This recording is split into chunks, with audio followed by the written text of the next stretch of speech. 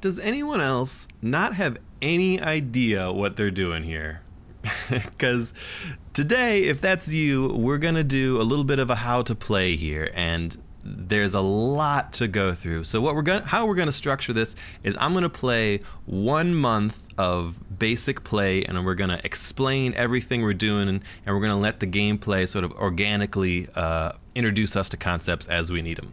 So let's get going. There is a lot to go through here. This might take a long time, actually, but I'm hoping that if we do it right, it will save you some time in the end. So let's go. I have loaded in as the Atreides here. We're going to completely ignore everything special about the Atreides. We're going to play this as just a bog standard generic faction. We're not going to talk anything special at all. How do we play? As soon as you load into the game, you have a main base and an ornithopter. Your ornithopters are your scouts, and for the most part you can automate them too. I strongly recommend you just stick your guy on auto recon and let him go. We're going to build 2 units right away. We're going to make a trooper and a ranger, a basic melee guy and a basic ranged guy. We're going to let them pop out at our base. Be aware that we can change the rally point. If you want to get real fancy, we could drop it down towards where our thopter went. Your thopter will automatically always explore the nearby spice field that you will always have adjacent to your main base. We're going to take our troops. We're going to make sure our ranged guy is behind our melee guy, and then we're going to send them in to fight. Also of note here, I have turned on my missile batteries filter on my main base. If you zoom out, there's different filters you can set on your map. This is useful because it lets you see how far away your main base will shoot to help you with early fights. So you can see this is within the range, so my main base is shooting missiles out at these guys. So what we're doing is we are sending our troops to take over this village in order to get control of this spice field so we could start some spice harvesting. Fight, fight, fight. There, and as soon as we've killed the militia, we click on this little flag to annex it. So this is costing us 21 authority to annex, authority being this white building icon up here. Authority is relatively slow to gain, slow to acquire, hard to get faster amounts of, and it is the critical resource for expanding across the map. Anytime you take territory, you're going to need authority, and progressively more and more authority as you take more territory and you get further away from your main base. But after we've taken this first village, what we immediately do in it is build a refinery. This costs us 400 plascrete and 11 constant upkeep of solari. Plascrete is our resource for building buildings. Solari is, your gold, your money, your dollar bills, whatever. It's how you pay the bills, and you need an infinite amount of it, basically. And you also need to be aware that almost everything you do and build in the game has an upkeep of solari attached to it as well. To be safe, we're also going to come into this village and we're going to add a militia and a ranged militia. These are military units that we can't control, that are extra cheap to buy, but they will stay here and they will defend this region if it gets attacked by raiders. Also of note, as soon as you claim a village, you get a little pop-up notification up top. Green notifications mean it's an action you have to take. You got to do something, so they stay up there and they keep bouncing, telling you got to do something. In this case, it says after we've taken our first village, development research opens up. It's the same as this icon over here, as this icon up at the top. Development research is the tech tree of the game. This is all kinds of unique technologies. There are different ones based on different factions. Most factions share a lot of the same ones, but we're actually not going to talk about tech at all, other than knowing underneath the development button over here is a counter of knowledge. That is the resource of how you get tech. I'm getting 7 knowledge a day contributing to the tech that we're getting here. And also know that the more tech you get, the slower later tech is. So it's not just a flat line. It sort of becomes incrementally more difficult to get over time. So you're never going to get everything in the tree, but you can usually get the things that you want. We're just going to grab basic stuff and move on with our day. You should read these things and figure out what they are for yourself.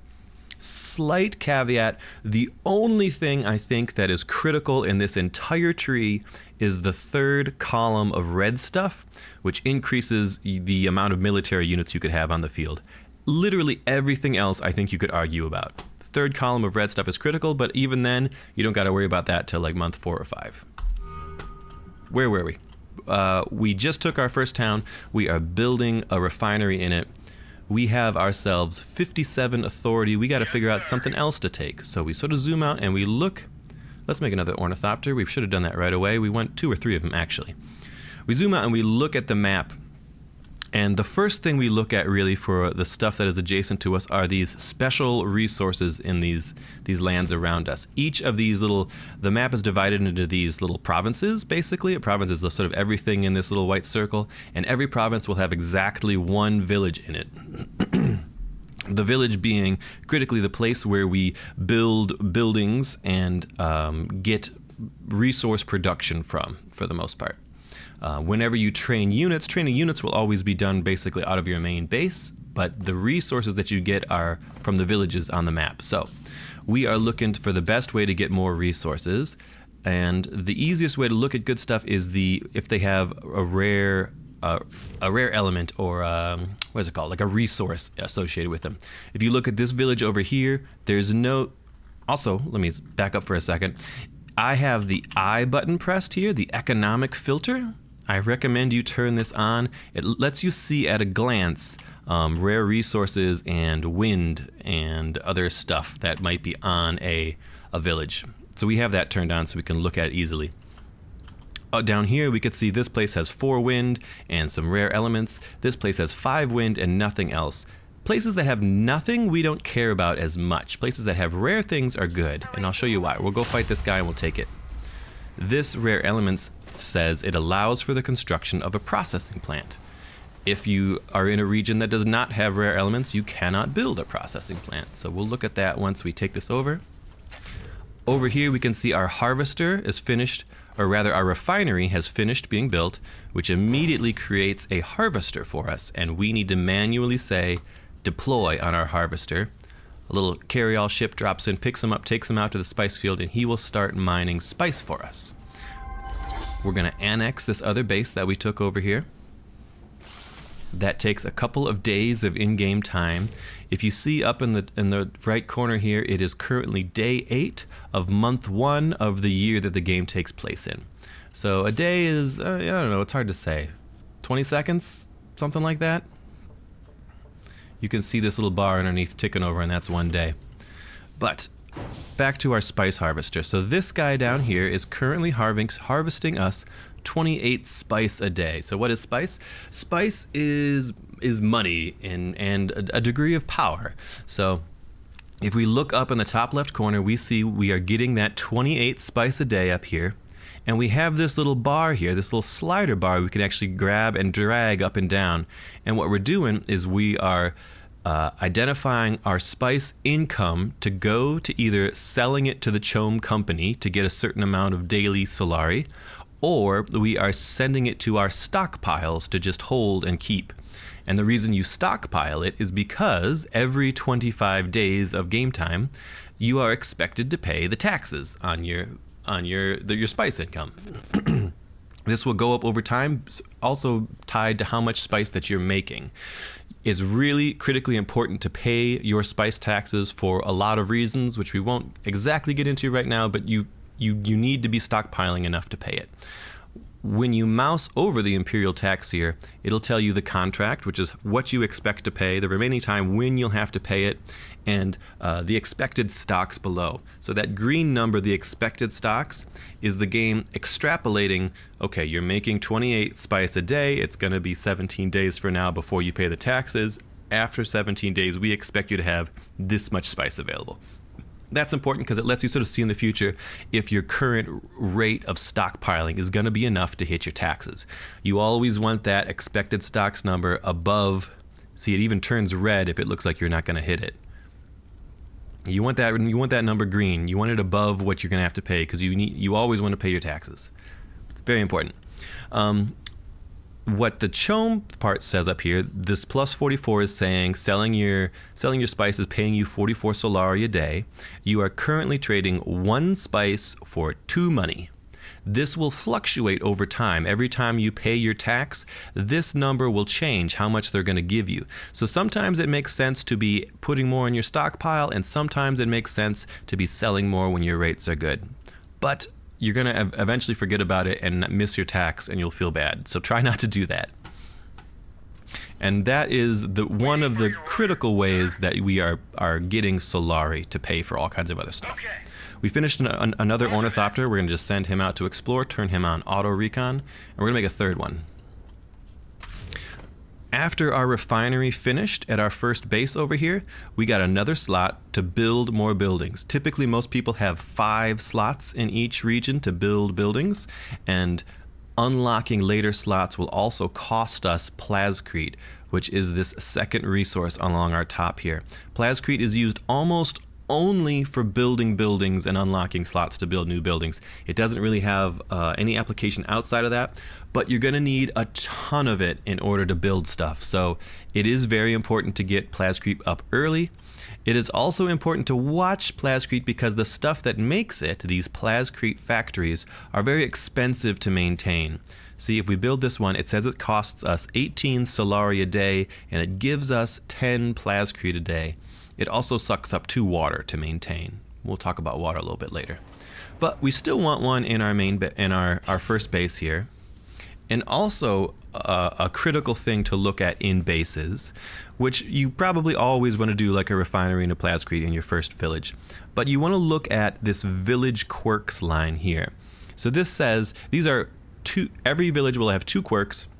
And these are completely random things that could be off the wall. Some of them will apply to your whole empire. Some of them will be very specific to just that village. In this case, it's saying gain 20 Solari per enemy unit dying in your territory. So that counts for my whole empire. Anytime an enemy military unit dies, I'll get 20 bucks from it. The second thing says plus 10% resource production in this region. Resource production means basically anything that I produce in this region I'll get 10% more than I expected. So that's a really good one. If we look over at this other place we just took over here, this one says 20% experience gain for all military units. That's fine. It means our military will get more experience when they fight. It also says 3 Solari per economy building. So you'll notice buildings are divided into economy buildings, yellow, military buildings, red, and statecraft buildings, blue. Many, many quirks that you get around villages will be dependent upon the color of the buildings you build. So because this is 3 per economy building, any of the yellow buildings I build will pay out an extra 3 Solari a day, which is a pretty nice bonus. They can add up over time. But this one over here was the rare resources, the rare elements that let us build a processing plant. So that's what we're going to prioritize. The processing plant just says a flat plus 20 daily income, and then a small cost of water and upkeep to keep it going. And also you can see this costs 150 plascrete to build. But we still want that right away because that's a nice little economic boon for us. As you command. We do want to prioritize getting more plascrete. A happy number of plus plascrete is probably 100-ish. More than 100 is a lot. Less than 100 is probably a little light. So maybe we look around at our adjacent regions that we're searching with our ornithopters, see if there's anything that gives us bonus plascrete, which I don't see right now, but we do have another interesting thing to talk about over here. While we're checking these other regions, so I was looking for other special resources like the rare elements, like the spice fields that might make me want something. This one has energy sources, which is a way to get the fuel cells. Fuel cells are something that's not an income, it's just something you have access to. So if I built a special thing over here to harvest these fuel cells, I would have access to 10 fuel cells, which I could use. And fuel cells typically are for mechanical units like spaceships or flying drones, or they're also used for the building of major buildings where you can only have one of this type of building in your whole empire. So they can be very valuable, but it's not something we need early game, so we're not going to prioritize it right now. What we really want is another source of plascrete, or we want other sources of money. We would be really happy to find more spice fields as well. Spice fields are generally a hotly contested, sort of fought over territory in the game. So what I see here by looking at this map is a special region. So you see how I turned on my my map filter. and it put this little star icon over this region here. That means the star icon is an indicator for special regions that do things above and beyond normal regions. In this case, this is Mount Idaho. Special regions always have a defining physical landmark in them. Mount Idaho is a plus 200% plascrete factory resource production. It also gives us extra hegemony, which we'll talk about a little bit later, but extra plascrete factory production sounds awesome. Exactly what we're looking for in the early game, so we're going to prioritize going to get that. When we're looking at it, as we start getting further and further from our base, there's more things we need to consider. Do we have enough supplies in our military units to get there?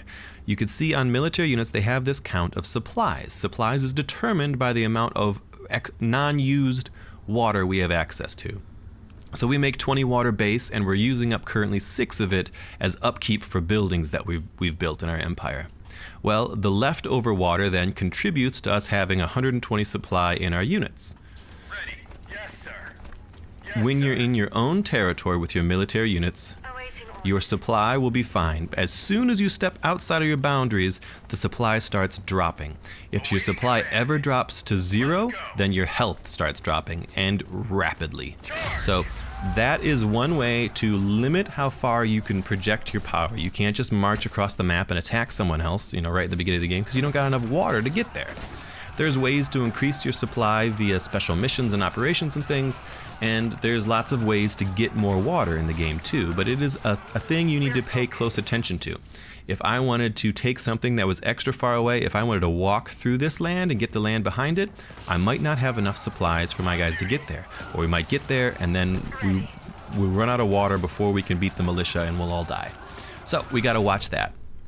The other thing to look at when you're trying to find places to expand to is the little number next to a base. The little number there tells you how many units are defending the village. So if you look over here to the east at Arnman over here, we can even see when we click on the village at the bottom, it has 1 militia, 2 militia, and a ranged militia. There are 3 units defending it. Generally, your units will be better than their neutral militia units, but we probably would want to train a 3rd guy before we went and we tried to take that. We'll go ahead and train a guy right now, but we are working on grabbing this to get extra plascrete. We can see that this annex flag is a little grayed out right now. We don't have enough authority to annex it. Remember, the authority is this white stuff up here that we get rather slowly. So we only have 64, and we can see if we click on the village, this flag here tells us how much we need, and when we mouse over it, it tells us exactly why. So this, we get first of all, you get a distance penalty. The further a village is from your main base, the more authority it takes. The more villages you have captured already, the more authority something will take. And in this case, because this is a starred special region, there's even another penalty on top of it, another plus 30 to annex this. So we can't get this, and we're not going to get it for a while, but what we can do, once we have, this is called a village being under siege. When you've got this, you've killed all the militia around it, and you have military units clicked on the village, you don't lose any supplies when you've got it under siege. It's just sort of a stasis where the village isn't doing anything and your guys are sort of camped out around it. I can just stand there and wait for my authority to fill up over time and then eventually take it. If I made a mistake, maybe, and it's going to be a long time, I could just turn around and walk home, and eventually those militia will regenerate and defend it again, and I can go for something else that makes more sense. But in this case, nothing else is jumping out at me. We also, while we were doing that stuff, we had another green notification pop up at the top, this unassigned agent, and that's going to take us up to the Espionage tab. We're going to look at that right now. By the way, these gray notifications are just sort of like a for your interest. Here's something that happened. You don't got to do anything about it. These triangles are telling us that we're finishing tech developments, so they're no big deal. We can right-click on them to get them out of the way. This green one says there's an ongoing siege here, right? We've got military units sieging a base. But what we're going to take a look at real quick is the agents and the Espionage tab. So we can either click up here on the green one, or we can go over to this spying glass here on the right side. So the Espionage tab is a special system that you're going to have to interact with a lot. Over time, you will automatically acquire new agents that you can use for espionage, and they appear, if they're unassigned, they appear up in the top here. And it tells you you have a maximum amount of agents you can have, and it tells you when your next agent's going to come. There are a number of technologies and various other things that can make agents come fast, be acquired or trained faster for you. Agents also come with special traits on them, usually only one, but we've got two here because of our counselor we chose earlier.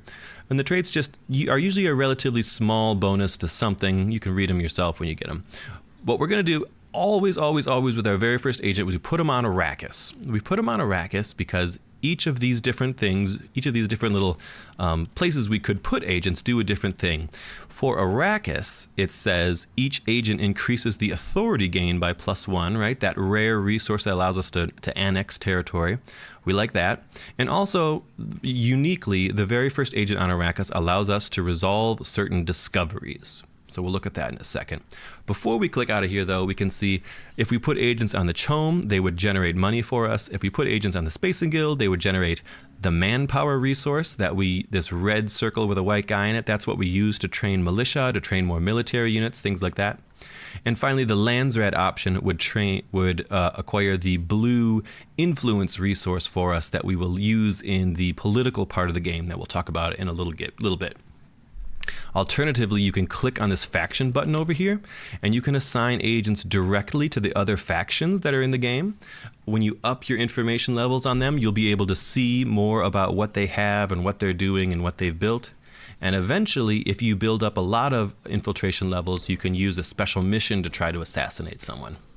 What are missions? If you see underneath our espionage tab or button over here, there is an intel amount. That's another resource that we use to power missions, sometimes called operations as well. Missions and operations, we can hold up to 3 at a time, and then there's 2 additional slots that we get access to if we built a special building. But at the start of the game, we have access only to this probe setup that lets us get a little bit of information from a particular region. We're not going to read through all these things. You should yourself to figure out what they do. But of note, you can see on each one there is a cost of the intel, and then there is a cost of the information level.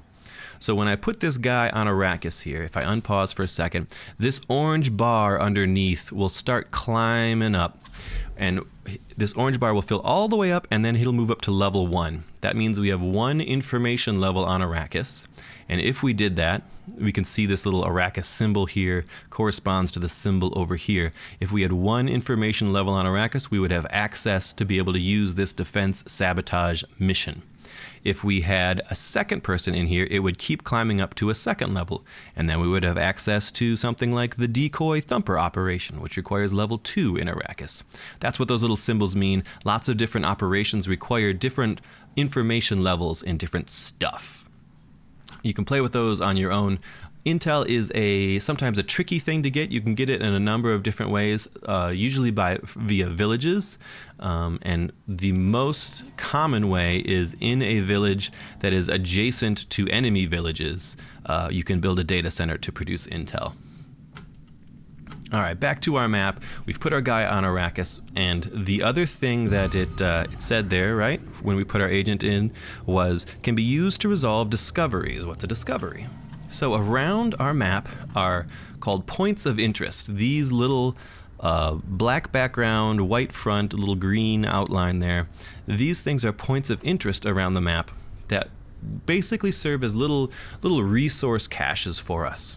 So when you've got an agent on Arrakis, you can do one of 2 options. You can do the agent option, which is a long-term, we have to research, our agent has to do this thing for 8 days and then we get the reward. Or the other option is usually send a military unit to investigate. So what we can do there is we grab a military unit and you sort of right-click on it and he'll walk out there and he'll investigate it, which is usually a short duration, and then you get a different reward based on that. These are not such a big deal that we're going to worry about. One thing we really like are the options that give us a little extra development speed. That's, the tech speed. So we're going to choose this, and then we're going to it's just sort of a separate research thing. Our guy is going to explore this. He doesn't leave, he's still staying in here giving us the 1 authority, but we're just also grabbing this thing off the map with him. We'll send this guy back. He's not going to do that. Critically, when you are doing one of these with your agent, you can't do another one, and having more agents won't make you do more of them. Having more agents on Arrakis will make you do them slightly faster, but you can't do more than one at a time. Let's see what just happened over here. We heard a little noise, and the noise was enemy troops coming in. This black flag means that raiders are coming. So he's coming from some hidden siege out in the desert. He spawned, and he walks towards our villages to fight them. We probably should have built some militia in this other village to keep it safe, but I think we'll be okay because both of these villages are within this missile battery range of our main base. Normally, you would sort of want to scramble your troops to go fight him to make sure he doesn't take your base, or if you've got militia there, the militia probably will be able to fight him off. Raiders will get worse over time, and if they're strong enough to beat your militia, they will start to siege down your villages and liberate them to send them back to neutral territory. This one should be no big deal, though, because we expect our main base to shoot missiles at him. So you see, he's able to actually put that under siege, but because it's so close to my main base, the base is just going to blow him up with missiles, and it's no big deal for us. We are waiting a little bit now to be able to annex this territory, which we can actually do right now. We've gotten enough. We are checking our villages to see if we can build more stuff in them. We're looking at our plascrete. Okay, we've got enough plascrete to build more buildings. We see this village over here still gets the benefit from extra solar for economic buildings. And crucially, this place has a decent wind strength. Wind strength goes from 1 to 5, and that is a way to get additional water. We build our dew collectors to get extra water.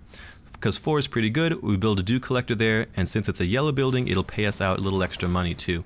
You always want to be looking at the quirks of the village to help guide what you should be building there. Eventually you sort of want a little bit of everything, but you want it sort of min-max. If you're getting benefits for building your economy buildings here, you lean into economy buildings over here. What does this place tell us? This place says 1 intel production per statecraft building. Okay, maybe we want more of our blue buildings over here.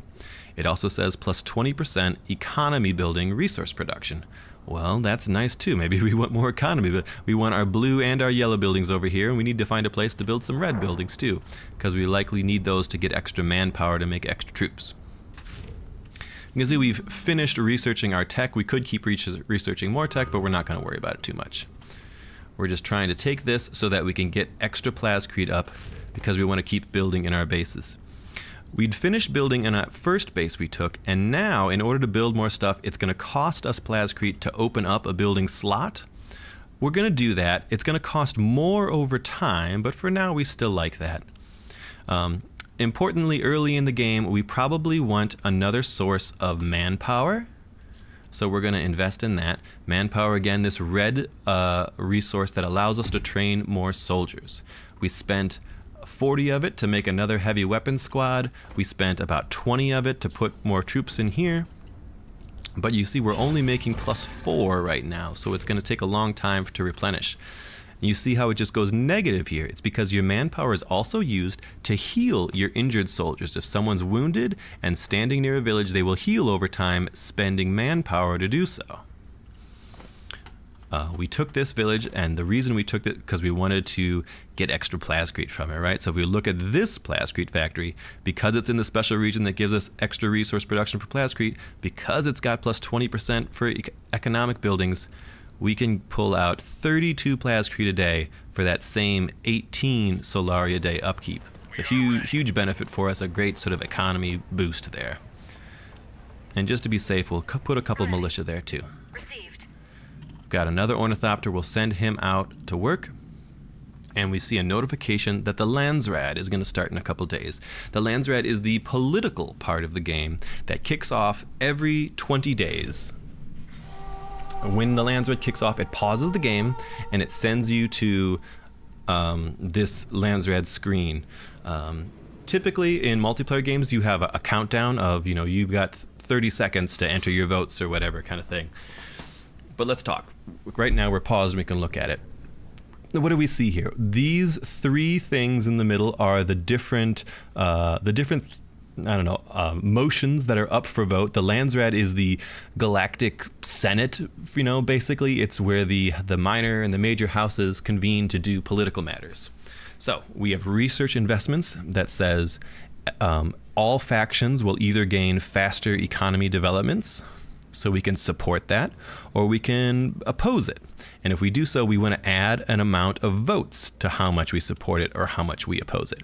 You can do that by clicking, or you could grab it and just sort of slide to the sides to move quick or fast or slow.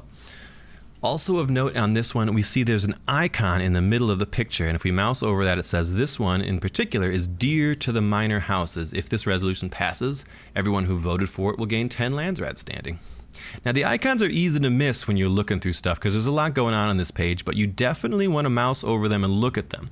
If we look all the way to the right, this private mandate over here, different factions have different things they can do to the issues that come up in the Landsraad. For example, the Harkonnen can put their taint on this motion. So if this passes, the affected faction loses Landsraad standing. Landsraad standing is this blue stuff at the top of the screen. That's how your political power and your standing within the council, the Senate, whatever. More Landsraad standing gives you more benefits. Less Landsraad standing is bad and sort of reduces your ability to use political power. So we look at all these. We don't particularly care about any of these, but what we do need to look at over here is this right side. This shows all the factions in the game, their base amount of votes they have, as well as the amount of influence they have, this blue resource that can function as votes. So every time the Landsraad Council comes up, the House Atreides will have 100 votes, and then whatever they have as influence, they can also use as votes. And then the last one is just another look at where they stand in the Landsraad. 500 being the very max, and 0 being the lowest. Typically, you dropping below 200 puts you in the low tier, which would be bad, and you would only really drop all the way down to the lowest tier if you were doing horrible things like breaking conventions by using nuclear weapons or betraying people. Very bad. You don't want to drop down to the pariah tier. So we look at all this, we say, okay, House Atreides, also the votes we have are shown by these bars underneath each house. So you could sort of at a glance see, okay, Atreides has the most votes, then Carino has the next most, then Ikaz has the next most. And also of note, there are houses minor who have their own amount of votes, which are totally randomly just sort of thrown out amongst all of these things. So you can never be sure what an exact vote total will be because the houses minor may vote for stuff that you want or don't want. We are going to say we would like more economic developments, so we're going to move up and put 100 votes on it. If we put more than 100, it turns blue because it's telling us we're using our influence to do that, so we will spend just 100. And then if we confirm that, it progresses and it tells us what passed, what didn't pass, who got elected to what. And if you mouse over the totals, it'll show you icons. This says, 180 votes from Ikaz, 100 votes from Atreides, and 1 vote from the houses of minors are what caused this to pass. If we can look over here, the House Carino voted against it. So you can see what people are trying to do and trying to pass. The other important part of the Landsraad is the stuff on the top here. So these are political offices called charters. Each of these has a prerequisite. You need to have a certain amount of standing or resources acquired or have done something in order to qualify for these. And if a house qualifies, their little icon will show up underneath the charter. And then the next part of that is charters need to be supported enough to come up for vote. Once someone is eligible for it, you can click on the support button to spend influence, which will add a little total to the top corner. And once something hits, it's like maybe 50 influence, it's very, very likely that it will come up at the next Landsraad for vote. And if you get voted into that, you get whatever the benefits are. So for example, if you were voted into the Water Sellers Union, you would get an extra 2 Solari per positive water that you had. And critically, you move through different charters, and once you have access to them, eventually, if you can qualify for the Dune governorship charter, that is a win condition. If you become the governor and you live for 30 days, you will win the game. We'll talk about other win conditions at the end of the month, actually. But just know that this is a really important political part of the game. These are ways to put bad stuff on your enemies. These are ways to achieve good stuff for yourself based on your influence and your votes, and different ways you can talk to other people to into doing what you're trying to get to. I'll vote for you for this, you vote for me for that, right? You know, you can make all kinds of deals. The Landsraad's very impactful. What would we be looking for into the future? We're probably not going to grab anything else right now. So we zoom out and we look at the wider map, we can see there's a spice field up there. We definitely want to prioritize getting up to spice fields. We don't feel strongly about this any empty territory we see. You could always sort of look at it and see if they've got little village quirks that might make something interesting there. But usually you want to prioritize grabbing stuff that has these rare resources, you know, spice, energy, rare elements, stuff like that. This one down here has an abandoned Imperial station that will pay you Solari if you build research hubs in it. Research hubs would contribute to your knowledge, letting you research developments faster. There are many, many types of special regions, just like that Mount Idaho we took here for extra plascrete. There are many, many of different unique special regions in the game. Not all special regions are in every game, so you never quite know what you're gonna get or where it's gonna be. But we will just move along here, so trying to figure out what our next plan would be. Maybe we'll go down and we'll take this region. So we want to make sure we've got enough guys. 3's probably enough. We want to make sure we got enough water. That's probably more than 10 water is definitely enough to take stuff adjacent to you. If you want to go on a long walk, you probably want extra water. What day are we at? Day 22. All right, so we're just chugging along. We should note that once you research your first red tech, you get access to the armory button over here. This allows you to do various upgrades for each of your military units. We're not going to worry about them right now, but you should read them and at least pick one, because they're free at first and then they cost money to change later on. The other thing, we'll talk about Chom once we hit day 30. We'll look at the map a little bit. So you can see that buffs or debuffs that happen, especially from the Landsraad, will show up underneath your little UI in the top left corner. So for example, right now, research investments is in effect for the next 17 days, and the Landsraad examination is in effect for the next 17 days. There is another resource called Guild Favor. We're not going to get into that too much. That is a way to build spaceships that you get later on in the game by unlocking a special major building, which I don't think I even have any access to show you yet. Oh, there is. So once you reach 5,000 hegemony, you could build this Space and Guild branch in your land and you can actually do trades in the Space and Guild branch, trade a certain amount of resources away for Guild Favor, and with Guild Favor is also a currency for training units like the Hawk or the Kraken for the Atreides. But of importance, we hit our hegemony total, a hegemony land, I don't know what's it called, like a landmark, a point of interest. We hit a certain amount of hegemony that is important to us. After we cross 2,500, our main base buildings open up. These are sometimes called districts.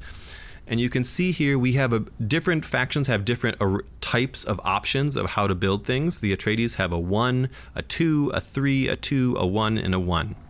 Now, main base buildings or districts are extremely important. They offer really large sort of game-defining benefits. We're not going to look through all of them right now, but we'll talk about the bonuses that they give you. On the right side here, you can see there are 3 different types of bonuses for each color: economy, military, statecraft. If we build an administrative hall, a yellow building in this 1 slot, when it's completed, we will have the 1 slot bonus for yellow buildings, which says, you know, economy developments are 15% cheaper. If we built that 1 yellow building in the 2 slot, we don't get any bonus at all until we complete the 2 slot by building a 2nd yellow building. If we built 1 yellow building and 1 red building, it doesn't count because we want the buildings in the slot to all be the same color. If we built 2 yellow buildings, we would get access only to the second one, not the first one in addition to it, just the second one. So you are trying to sort of look at the slots you have available, figure out what the district bonuses you want. Maybe you want the military investments, the 3rd level to increase your maximum health of your military units. So you know you need to put 3 red buildings in your 3 slot here. Buildings are very important. Try to make sure you are always building buildings up to the point that you've got your main base filled out.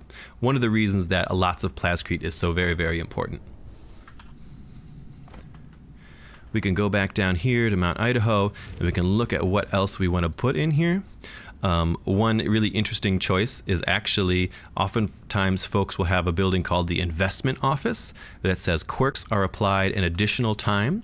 So if we build that, it will actually double this 20% economy building resource production benefit. This should be done in just a couple days, and I'll show you what that looks like. So we've finished this point of interest here, so we have to click on it. It shows up with this little exclamation point at the top and say resolve, then we get the benefit for it. But as soon as it's finished, we can actually look at something else and start grabbing something else with it too. I don't know if I mentioned, but you can grab multiple things with military folks at a time. I could send all of my military out to grab different things, and they can grab many, many things at once, while the research one, you can only do one at a time. We have just paid the imperial tax, so we got that notification. So the imperial tax here was paid. We now have a different market rate, which is quite high, 2.4. 2.5 is about as high as it can go. We got a buff for paying the tax. We got an imperial satisfaction of a higher spice rate available to us. So we're going to tick this down a little bit so that we're getting extra money for it, but we're still taking a look at what our expected stocks will be to make sure we can hit our next tax. And then we've got we got 25 days till the next one is done. Let's talk about, let's give it a second. We'll talk about hegemony totals at the end of the month when we're doing more win conditions. But for now, things are going pretty well. What we would look at is, again, more good territory around us to expand to. We can see if we zoom all the way out and we look around, we're nestled sort of on the right side of the map. So we're going to be sort of expanding north and expanding south into the west, because this is sort of unexplorable territory out there. We also got a second agent, recruited. If you look underneath the espionage bar, as this little bar fills up there, that's when the next agent comes. Likewise, underneath the Landsraad Council, when this bar fills up, that's when the next Landsraad will happen. So we go in, we grab our second agent, and we just stick him on Arrakis because we want that extra authority for grabbing new territory. Look over here real quick. We're finishing up that investment office that we wanted to build. So this is costing us 9 Solari upkeep and 2 water, but look at we've got a ×2 in the quirks. So if we built a statecraft building, which we did because this counts as a statecraft building, that is now giving us 2 intel production for it. Likewise, we are also getting an additional 20% more economy building resource production. So we're getting 34 to the plascrete. So we're getting 40% more than 200%. I would expect it a little more than 34, actually. Well, no, it's fine. It's a question of when the multipliers apply to stuff, but that's still good. We are closing in on the end of the month, and we would keep playing and expanding out further. Once the month ticks over, we're going to talk win conditions. This green button here is of the house is important. That says, hey, you're able to build something in your main base. We should do that. Let's start an administrative hall to increase our authority production. Okay, we are coming towards the end of our first month. We would want to make probably more military units so that we could fight tougher and tougher militia around the map, or be able to defend our territory from enemies. If we look to the west, we could see there's some faint coloring on the border. That means that there is another faction there. That yellow coloring probably means that's where the Fremen are coming from. And we can even see a Fremen Thopter out flying around. Okay, the first month is done. When the first month is done, an interesting thing happens. The Chome market opens up. So that's this button above your spice tax. So we look at this, the Chome Company is the company that controls all of the spice sales in the galaxy, and you can buy shares of the Chome Company. You could be a shareholder. On the right side, you could see this is how many shares each person already owns and the percentage of the Chome Company that they own with that. Above that, we see the benefits we get. If we climbed up to 10% ownership share, we would get the ability to train mercenaries and extra influence production. If we climbed up to 30%, you get additional military unit power and a bunch of extra influence capacity. And critically, if you climb up to 50% ownership of the Chome Company, you just win the game instantly. It is a victory condition. We call it Chomen. So at all times, there's a certain amount of shares on sale, and then all of the shares are owned by the minor houses. As people buy up shares, the minor houses will sell theirs off, making more available. You have two buy buttons. You could buy 5 shares or 20 shares. If you buy shares, you get a timer that ticks down to when you could buy more shares. You can't just buy them instantly. You could buy some shares and you got to wait. And you can see the little market graph of with the cost of shares. So by the time we could buy more shares, the cost has increased. We previously bought at like 500. Now, if we wanted to buy some, it'd be 700. It's gotten more expensive because people are buying shares. Over time, this graph will go up and down, but generally, the more that people buy, the more expensive things become. So if you want to win an economic victory, you're trying to make a lot of money, and you're trying to use that money to buy shares, especially when they're cheap. And you're trying to keep other people from buying shares as well, because them owning shares sort of dilutes your ownership capacity and makes things more expensive. Also, let's look at hegemony. So we talked a little about that earlier. This icon on the right here, hegemony, is a counter of how much you have, and it explains where you got it from. So right now we have 3,800 of 30,000.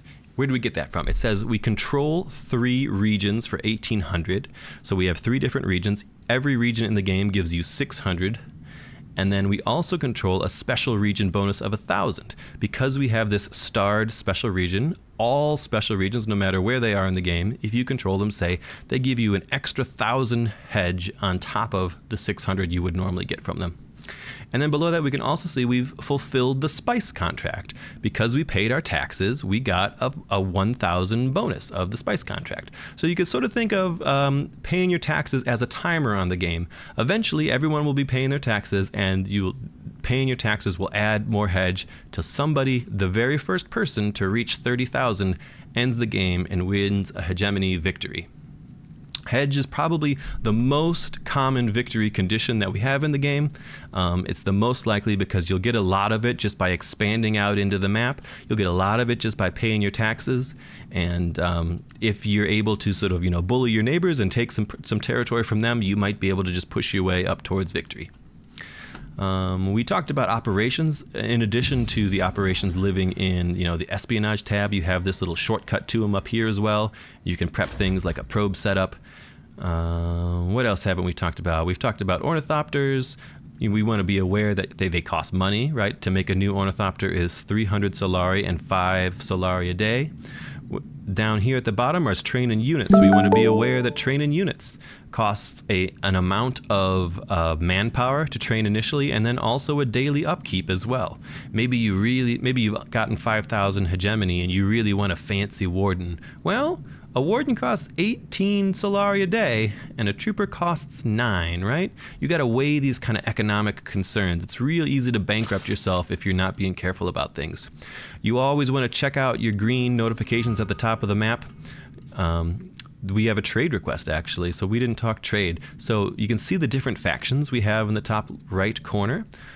We have a trade request from the Fremen. We can click on that and it'll open up our Fremen faction. So in this case, they're saying they want these things on the left from us. And on the right, they're saying they will give us this for them. Now, the trading with the AI is dumb. I only play with people. So trading with people is what's important. If you look underneath the different portraits, it gives you a look at the diplomatic status. Right now we have crossed swords, so we are at war with everybody. If we were to pull up the ECAS and tell them it will cost us a certain amount of influence in order to offer this treaty, then this bar here is how likely they are to agree to it. They agree to this all the way. We make this trade. we are now at peace with the ECAS. They've accepted it. So you can see our icon here says the diplomatic status is now truced. Truces are very important because they provide extra Landsraad standing when the council, each time the council opens up. So we could see that next time, you could even mouse over this and it'll tell you, next time at the next council, the Atreides will get plus 10 standing. The ECAS will get plus 20 standing. Maybe they've got a couple truces up with people, who knows.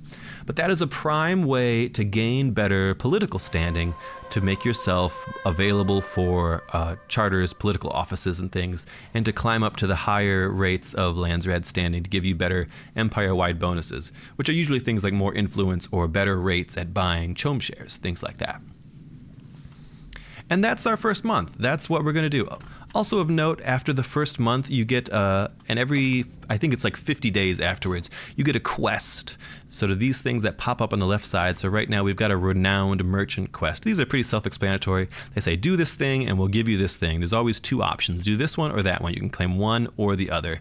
And you just sort of click on, and sometimes you gain just a little influx of money. Sometimes you gain a permanent reward. And they stay there for about 40 days before they go away.